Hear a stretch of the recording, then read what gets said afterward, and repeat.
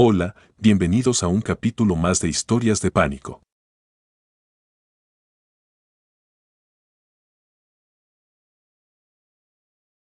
El infierno en casa, el caso real de la familia Smurl.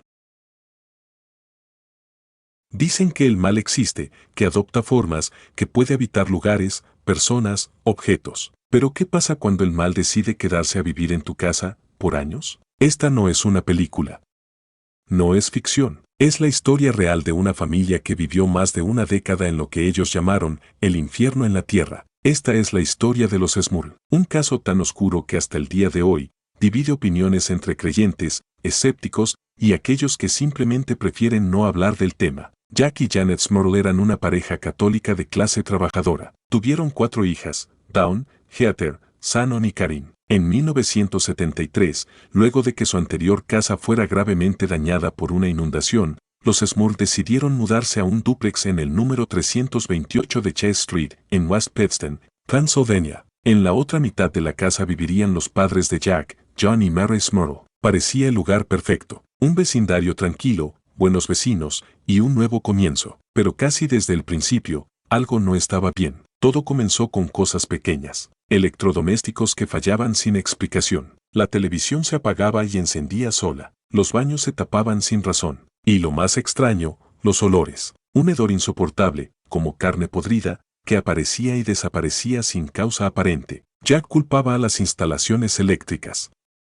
Janet pensaba que era estrés. Pero con el tiempo, las cosas se salieron de control. Las paredes comenzaron a emitir golpes sordos. En ocasiones, las luces parpadeaban justo antes de que alguien entrara a una habitación. Los perros ladraban al vacío. Y en medio de la noche, las hijas despertaban llorando, diciendo que algo las observaba desde el armario. En 1977, los sucesos se volvieron peligrosos. Los muebles comenzaban a moverse solos. Sombras se deslizaban por los pasillos. Y lo más grave, las agresiones físicas comenzaron. Mary, la abuela, comenzó a despertarse con moretones en los brazos. Una de las hijas fue arrastrada fuera de la cama. Janet sentía manos invisibles tocándola mientras dormía, pero lo peor fue lo que Jack vivió. Una noche, despertó inmovilizado y sintió que una presencia lo atacaba sexualmente. Describió la figura como una mujer vieja, demacrada, con rostro deformado, ojos completamente negros. La presencia desapareció al amanecer,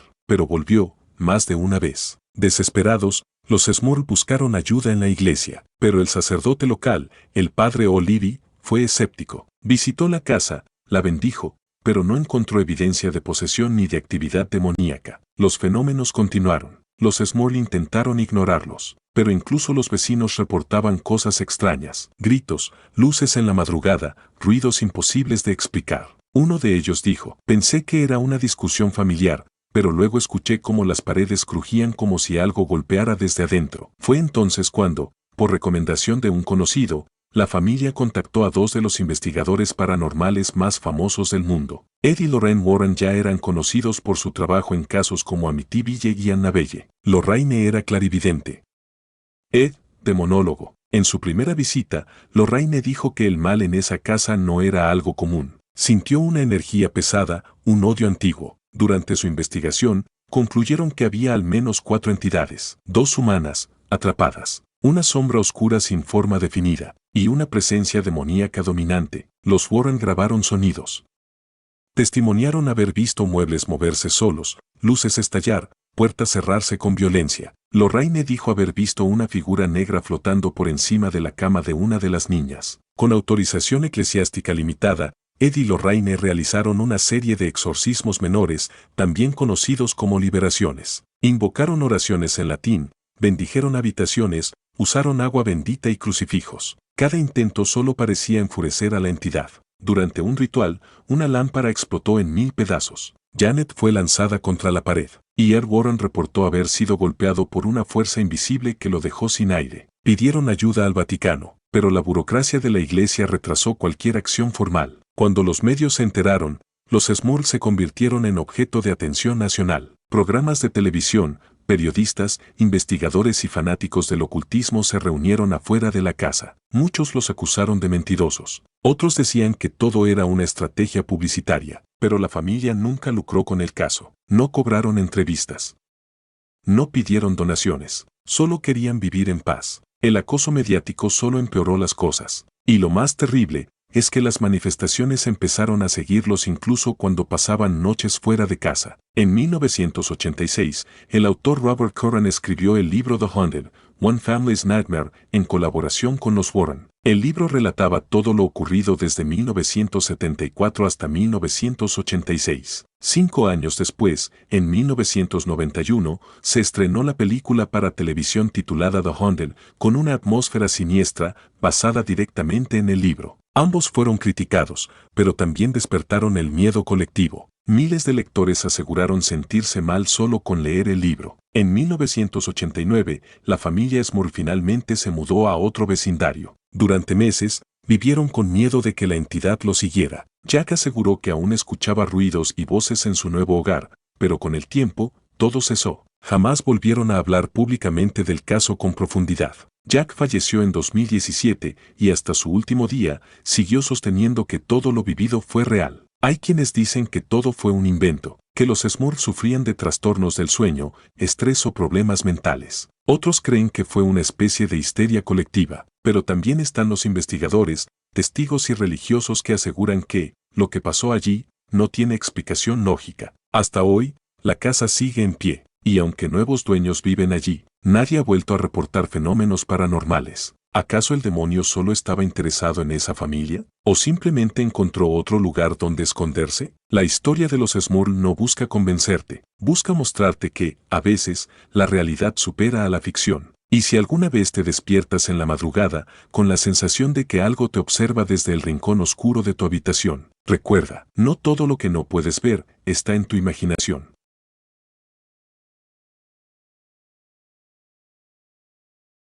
La Granja Perrón, el asedio que inspiró el conjuro. 5 niñas entraron a una casa levantada antes de que existiera su país. Creyeron mudarse a una granja idílica en Rhode Island, pero aquella madera vieja guardaba un juramento oscuro. Durante 10 años, un nombre, Bathsheba, sonó en sus paredes a las 3:07 de la madrugada. Este no es un guión de Hollywood, es el expediente real que Ed y Lorraine Warren calificaron como uno de los asedios demoníacos más largos de Estados Unidos. Esta es la historia de la Granja Perrón. Enero de 1971. Roger y Carolyn Perrón conducen 350 kilómetros con sus hijas Andrea, Nancy, Christine, Cindy y April. Al bajar, las niñas pisan nieve crujiente, huelen establo y ven una casona colonial de 1736 con más de 80 hectáreas. La compran sin saber que, según escrituras, allí han muerto 8 personas, ahogadas, envenenadas, colgadas. La primera noche, una escoba desaparece, reaparece en otra habitación con tierra húmeda en las cerdas. El termómetro interior marca, en pleno enero templado, menos 10 grados centígrados en el corredor norte. Comienzan los golpes en las paredes. 3, como si alguien llamara a la puerta de un cuarto vacío. Siempre a la misma hora, las 3:07 de la mañana. Al principio, las niñas distinguen presencias que casi parecen cuidar de ellas. Una anciana que arropa a la más pequeña y se desvanece oliendo a lilas. Un niño etéreo que comparte juguetes con April. Pero, en pocas semanas, las sombras adquieren rostro. Durante una mañana de julio, Carolyn despierta con un hematoma en forma de lanza clavada bajo el esternón. Andrea, la mayor, relata más tarde. Vi a una mujer parada tras la puerta, su cabeza estaba volteada al revés, como un muñeco roto. El nombre de aquella aparición salta desde leyendas locales. Bathsheba Sherman, antigua propietaria acusada de sacrificar a su bebé a Satán en 1863. Ahora los muebles se desplazan solos, la vajilla cruza la cocina como proyectil. Roger, el padre, siente una bofetada invisible que lo tumba, y el olor, primero a flores marchitas, luego a carne quemada, seguido de un silencio que devora todos los sonidos de la casa. Las Perrón están al límite. Desesperada, Carolyn asiste a una conferencia sobre lo oculto y ruega ayuda a los célebres demonólogos Ed y Lorraine Warren. Al entrar en la granja, Lorraine, clarividente, declara que la oscuridad se pega a la familia como alquitrán. Los Warren inician 6 visitas nocturnas, graban psicofonías, golpes secos, un gruñido que repite,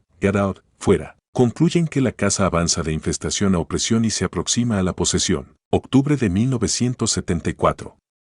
En el sótano, Ed dirige una sesión de confrontación, no un exorcismo formal, para obligar a Bathsheba a revelar su ancla. En plena oración, Caroline es lanzada 6 metros contra el muro de piedra. Su cuerpo se despliega como muñeca de trapo. Andrea, escondida, cree verla muerta. Roger, aterrorizado, expulsa a los Warren, y la granja se queda sin ayuda externa. Sin dinero para vender la propiedad, los Perron sobreviven día tras día. Algunas noches, la actividad apenas susurra, otras, la casa entera parece respirar. Cindy, con solo 10 años, afirma que voces le dicen, hay 7 soldados muertos en mis paredes. Con el paso del tiempo, la fuerza de Batseba se atenúa, o las niñas aprenden a ignorarla, y, en 1980, la familia finalmente se muda. Salen con cicatrices físicas y memorias que ninguna cámara llegó a capturar. Historiadores señalan que Bathsheba Sherman nunca fue condenada, murió por parálisis a los 73 años. Vecinos de la zona dicen no haber escuchado golpes ni gritos.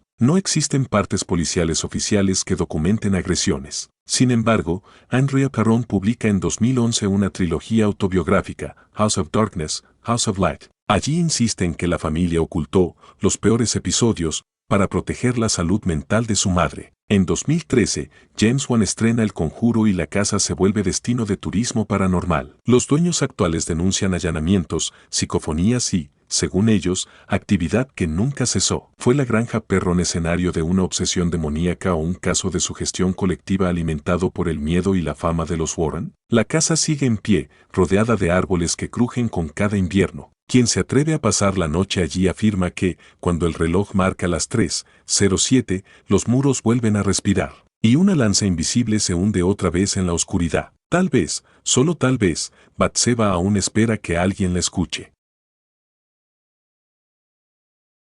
El diablo me obligó a hacerlo, el juicio de Arne Johnson. En febrero de 1981, la tranquila localidad de Brookfield, Connecticut, descubrió que la línea que separa la fe y el crimen puede romperse de la forma más sangrienta. Arne Cheyenne Johnson, un joven de apenas 19 años, clavó 5 veces un cuchillo de 13 centímetros en el pecho de su casero, Alan Bono. Detenido a pocos kilómetros de la escena, Arne no huyó ni negó, simplemente murmuró que no recordaba nada, excepto una figura oscura ordenándole, hazlo. Para la prensa aquello era un homicidio rural, para Ed y Lorraine Warren, los demonólogos más famosos de Estados Unidos, era la culminación de un asedio satánico que llevaba meses gestándose en otra casa, a pocos kilómetros de allí. Todo comenzó en el verano de 1980, cuando David Bledsoe, un niño de 11 años, despertó cubierto de arañazos y convencido de que el hombre bestia lo acechaba. Cada noche gritaba que esa silueta, con pezuñas, rostro corroído y ojos vacíos, prometía llevárselo al infierno. Los golpes en las paredes, el olor a azufre y la voz gutural que hablaba latín improvisado obligaron a la familia a buscar ayuda. Llegaron los Warren. Lorraine aseguraba ver una nube negra pegada al chico como alquitrán. Con autorización de la diócesis de Bridgeport dirigieron 3 rituales de liberación. Durante las oraciones, David levitó, gruñó obscenidades que nunca había oído, y repitió un mensaje, mataré con este filo. En la última sesión, cuando las fuerzas parecían agotadas, Arne Johnson, novio de Debbie, la hermana mayor, se adelantó, rodeó la cama del chico y, en un gesto desesperado, gritó al aire, déjalo en paz y ven por mí. Ed Warren palideció, sabía que ese reto es la invitación que toda entidad espera. Los síntomas de David remitieron. Pero, semanas más tarde, Arne comenzó a experimentar ausencias, mirada perdida, gruñidos espontáneos, un murmullo interno que, según él, subía por la columna y le helaba el cráneo. El 16 de febrero, día nublado, 5 grados centígrados, Arne y Debbie estaban en la perrera donde trabajaban. El dueño, Alan Bono, bebía demasiado y discutió con Debbie. Testigos cuentan que Arne alzó la cabeza, sus ojos parecieron dilatarse y, sin pronunciar una palabra, sacó su cuchillo. 5 estocadas, luego, silencio. Debbie gritó que aquello no era Arne, que algo le tomó la mano. La policía calificó el caso de homicidio simple hasta que el abogado defensor, Martin Menala, convocó a los Warren y anunció el argumento, posesión demoníaca. Nunca antes un tribunal de Estados Unidos había escuchado tal declaración. Minella citó a los exorcistas presentes, ofreció cintas con las voces guturales de David y propuso demostrar que una fuerza preternatural anuló el libre albedrío del acusado. El juez Robert Callahan rechazó la idea. La corte, recordó, exige evidencias tangibles, no metafísicas. El jurado nunca oyó la palabra demonio, juzgó a Arne por homicidio en segundo grado y lo declaró culpable. Condena, 10 a 20 años. Cumplió solo 5 por buena conducta. Fuera del tribunal, el debate encendió radios y púlpitos. ¿Fue la primera vez que el mal se sentó en el banquillo o tan solo la excusa perfecta de un asesino? Escépticos recordaron que David padecía posible epilepsia del lóbulo temporal, que Arne había bebido aquel día, que los Warren vivían de la fama que les reportaban Amityville y otros casos. Pero los diarios de la familia Glatzel, los médicos que atestiguaron golpes sin causa y los arañazos que aparecían a la vista de sacerdotes quedaron como recordatorio inquietante. Nazario Moreno, Batseba, Anna Belle, nombres que habitan el imaginario oscuro de los Warren. Entre ellos, el expediente de Brookfield es quizá el más inquietante, porque la batalla no ocurrió en un granero remoto, sino en un juzgado moderno donde la ley tuvo que decidir si el mal puede ser presentado como evidencia. Hoy, 4 décadas después, David Glatzel, ya adulto, afirma que a veces, de madrugada, siente aquel peso sobre el pecho y oye al hombre bestia susurrar el nombre de Arne. Arne Johnson, por su parte, reconstruyó su vida al salir de prisión, se casó con Debbie y jamás volvió a delinquir. ¿Cerró el caso? Tal vez en lo legal. Pero basta una pregunta para reabrirlo en la mente: si la fe puede absolver o condenar, ¿dónde termina nuestra responsabilidad y dónde comienza lo sobrenatural? Nadie lo sabe. Lo único cierto es que, en febrero de 1981, un cuchillo atravesó la carne y la historia judicial de Estados Unidos, dejando una huella que ni el tiempo ni el escepticismo han logrado borrar. Piensa en ello la próxima vez que escuches un crujido en medio de la noche y tu mente susurre la coartada perfecta: el diablo me obligó a hacerlo. Poltergeist de Enfield, el expediente real que aterrorizó a Londres. En agosto de 1977, el tranquilo barrio londinense de Enfield se convirtió en el epicentro de uno de los fenómenos más debatidos de la historia paranormal.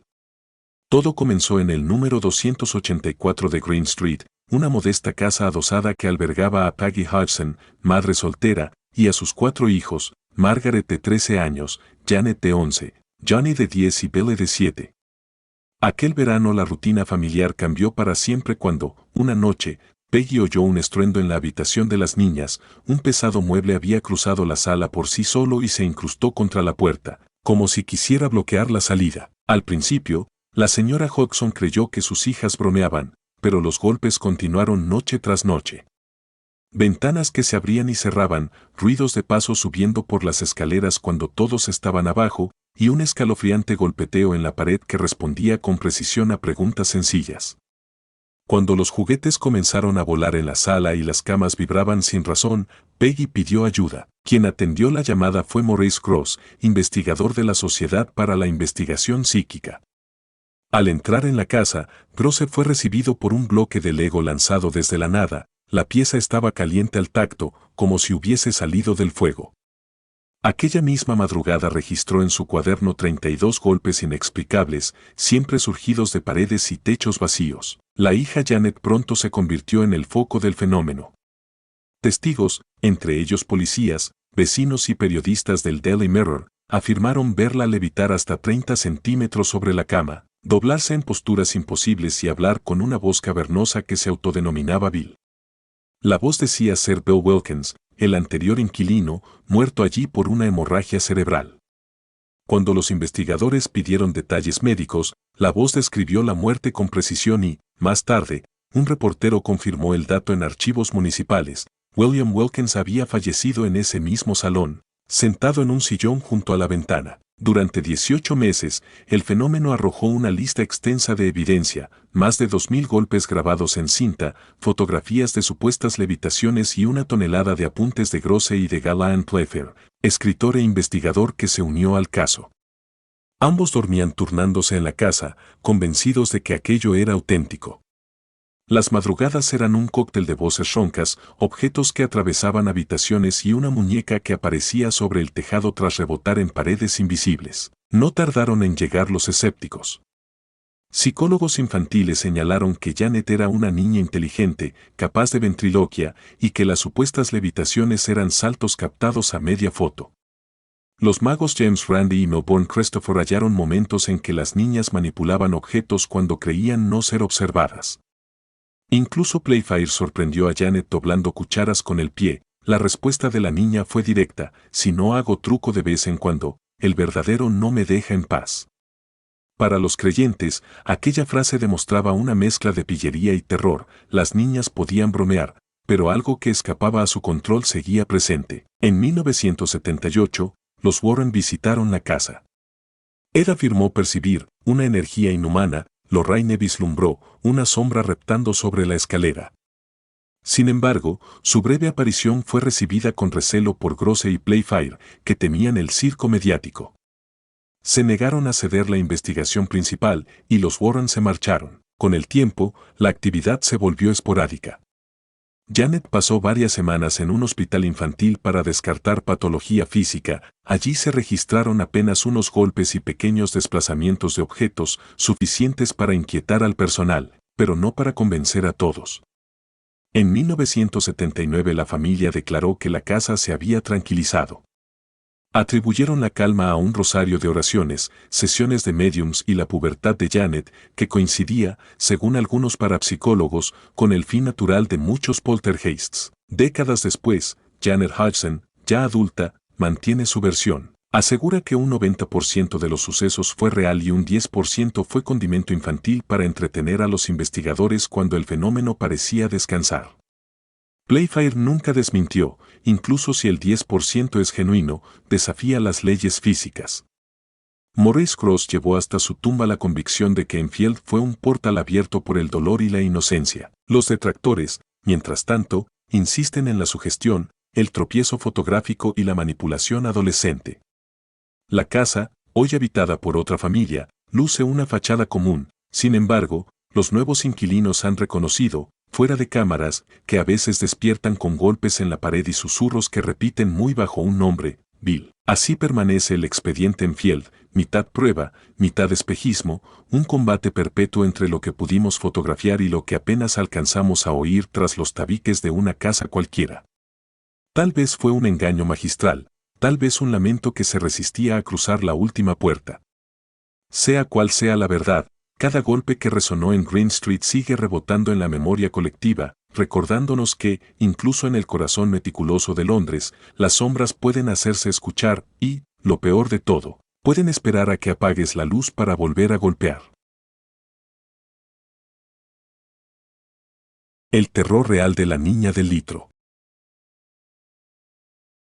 En 1986, Carmen y Alan Snedeker condujeron hasta Southington, Connecticut, con su hijo adolescente Philip, recién diagnosticado con linfoma, y el resto de sus 3 hijos pequeños. Buscaban una casa de alquiler cercana al hospital oncológico donde Philip recibiría radioterapia. Encontraron una vivienda grande, victoriana, con un sótano espacioso perfecto para instalar la cama del muchacho y evitarle las escaleras. El primer día, mientras limpiaba aquel sótano, Carmen descubrió bandejas de metal, poleas, una camilla con correas y botellas vacías de sustancias químicas. No tardó en entenderlo, aquella casa había sido, y seguía pareciendo, una funeraria. En una esquina, una puerta conducía a un cuarto frío, aún numerado con tiza. En otra, un antiguo litro de vidrio oscuro, el frasco donde los embalsamadores recogían fluidos, yace olvidado, sucio, sobre un estante.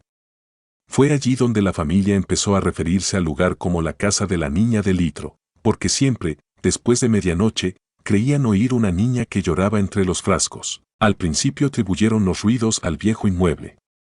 Pero las semanas revelaron algo más siniestro. Philip despertaba con rasguños lineales en las piernas, su ropa aparecía doblada en otra habitación, voces susurraban su nombre por el respiradero.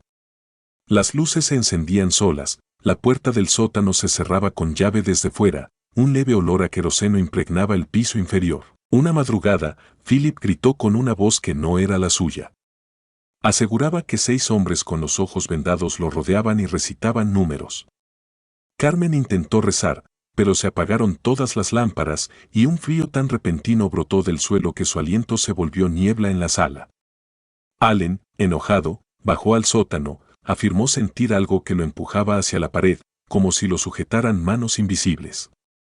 Aquella noche dijeron haber visto, entre la penumbra, la silueta borrosa de una niña que sostenía un frasco oscuro, el mismo litro. Desesperados, los Snedeker acudieron a la iglesia. Un sacerdote bendijo el hogar, sin efecto. Entonces un médico del hospital, al escuchar los relatos de Philip, sugirió ayuda psiquiátrica, pero la familia, convencida de lo paranormal, contactó a Ed y Lorraine Warren. Al llegar, Lorraine, clarividente, aseguró percibir un remanente de dolor y profanación, la energía residual de los muertos preparados allí durante décadas. Los Warren descubrieron registros. Entre los años 1930 y 1980, el lugar había sido la funeraria Allan, cuyos propietarios practicaban embalsamados nocturnos. Algunos aprendices aseguraron, bajo anonimato, que se abusaba de los cadáveres para rituales de necromancia. De ser cierto, la casa estaba marcada no por fantasmas comunes, sino por entidades de bajo astral alimentadas por la corrupción del cuerpo. Durante las investigaciones, Lorraine afirmó ver la figura de un hombre alto de cabello aceitoso, acompañado de una niña que arrastraba un frasco, el litro, y pedía ayuda con un murmullo tan bajo que solo el micrófono lo captaba como un zumbido. Ed recogió psicofonías, golpes triples, lamentos y, en una sesión, la voz infantil que decía a Dead Slate seguida de un estallido eléctrico que quemó la cinta. Los fenómenos se intensificaron, crucifijos volteados, escrituras en el espejo empañado, "Release us". Philip, debilitado por la quimioterapia, sufrió alteraciones de personalidad, se decía poseído por el encargado del sótano, trató de estrangular a su prima diciendo, "Quiero succión, dame el frasco". Carmen llamaba al ente la niña del litro, convencida de que el espíritu de aquella pequeña, probablemente víctima de un accidente en el velatorio, quedó atrapado junto a fuerzas más oscuras. La diócesis autorizó un exorcismo menor. Una docena de asistentes, incluida la familia, los Warren y 2 sacerdotes, bajaron al sótano. A cada invocación latina, los frascos vibraban, el litro se cayó, pero no se rompió, su boca golpeó el suelo y liberó un olor acre a formol y podredumbre. El termómetro marcó 18 grados C. Cuando pronunciaron In nomine Dei, los focos estallaron y un ulular salió por las rejillas de ventilación. Los testigos declararon sentir una presión sobre el pecho, como si algo intentara arrancarles el aire. Tras aquella noche, los ataques cesaron. Philip terminó su tratamiento y la familia dejó la casa en 1988. Tiempo después, los nuevos inquilinos reportaron incidentes leves, puertas que se traban, sombras en el pasillo, pero nada más. Los escépticos, al revisar el caso, señalaron contradicciones. El cáncer de Philip podía causar alucinaciones por medicamentos, la casa apenas tenía documentación de prácticas indebidas, y los Warren pudieron magnificarlo para publicar el libro En a Dark Place. Sin embargo, los médicos que atendían a Philip confirmaron rasguños que aparecían después de vendarlo, y vecinos afirmaron ver luces en las ventanas cuando la vivienda estaba vacía. Hoy, la antigua funeraria sigue en pie, remodelada.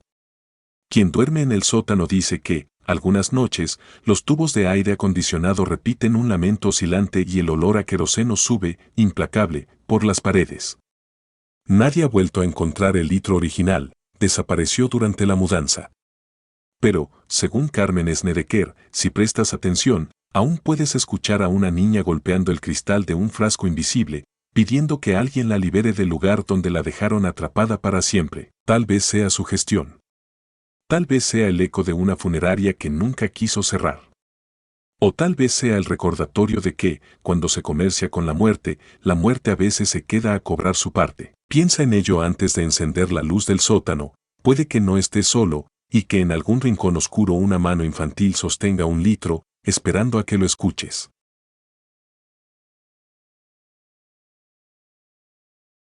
Amityville, el expediente que fundió realidad, mito y mercado del terror.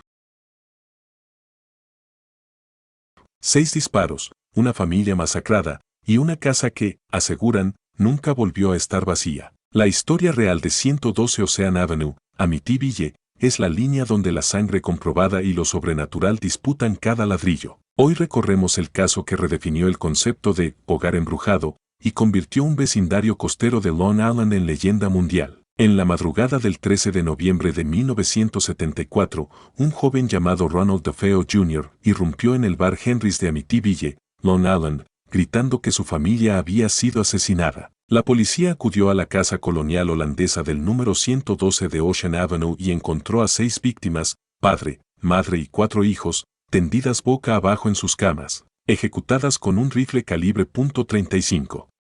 Ningún vecino oyó disparos, ningún miembro de la familia mostró señales de haberse despertado. En el juicio, DeFeo murmuró que una voz dentro de la casa le ordenó matar. Fue condenado a 6 cadenas perpetuas. La vivienda quedó vacía casi un año, hasta que los agentes inmobiliarios colgaron un anuncio tentador: 5 recámaras, piscina, muelle privado, $80,000. El 18 de diciembre de 1975, George y Kathy Lutz cruzaron el umbral con sus 3 hijos y el perro Harry, convencidos de que habían encontrado el refugio perfecto. Nada parecía siniestro, hasta que el sacerdote que acudió a bendecir el lugar sintió un golpe invisible y oyó, con voz áspera, la orden: «Vete de aquí». La primera semana, George comenzó a despertarse cada noche a las 3:15 de la madrugada, la hora aproximada de los disparos de DeFeo. Sentía un frío imposible de vencer, aunque la chimenea ardiera. En la segunda semana, enjambres de moscas aparecieron en pleno invierno dentro de un cuarto sellado. La hija pequeña, Missy, dijo que su nuevo amigo imaginario, un cerdo de ojos rojos llamado Hodie, se asomaba desde la ventana del segundo piso. Poco después, las paredes supuraron un líquido verdoso, desagradable, puertas y ventanas se abrían solas, un hedor acre surgía del sótano. George, demacrado, aseguraba escuchar coros latinos subiendo por los conductos de aire. La noche del 14 de enero de 1976, 28 días después de la mudanza, la familia huyó sin muebles ni ropa.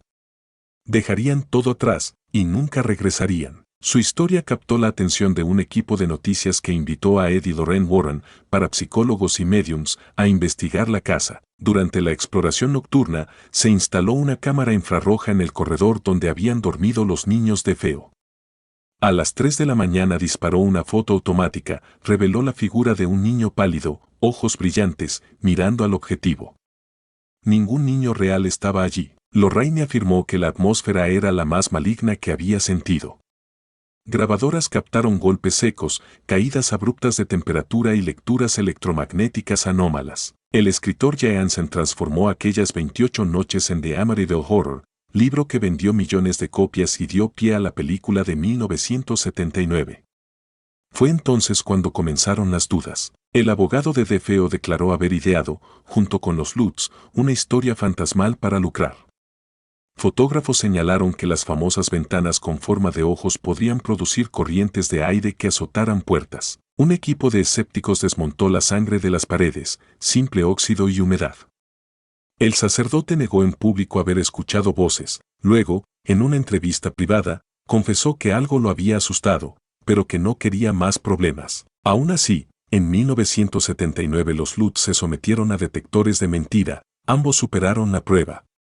Y hasta su muerte juraron que todo ocurrió tal como lo contaron. La casa, renumerada para ahuyentar curiosos, ha tenido varios propietarios desde entonces. Ninguno ha informado actividad sobrenatural significativa, apenas visitantes que clavan crucifijos en el césped bajo la lluvia. Quizá las sombras se disiparon cuando se apagaron las cámaras, o quizá el horror se durmió cuando ya no hubo quien lo relatara. Pero la grieta permanece entre los expedientes policiales que prueban 6 asesinatos y los relatos que hablan de enjambres, gelatinas verdes y cerdos de ojos rojos. Entre el dolor real de una familia muerta y la taquilla global que explotó ese dolor como entretenimiento. En Amityville, verdad y mito comparten la misma escalera crujiente. Y si el auténtico terror es no saber dónde termina uno y empieza el otro, basta imaginar el eco de un rifle disparado a las 3:15, para sentir que tal vez, en el silencio que sigue, todavía se agazapa una voz capaz de ordenar lo impensable.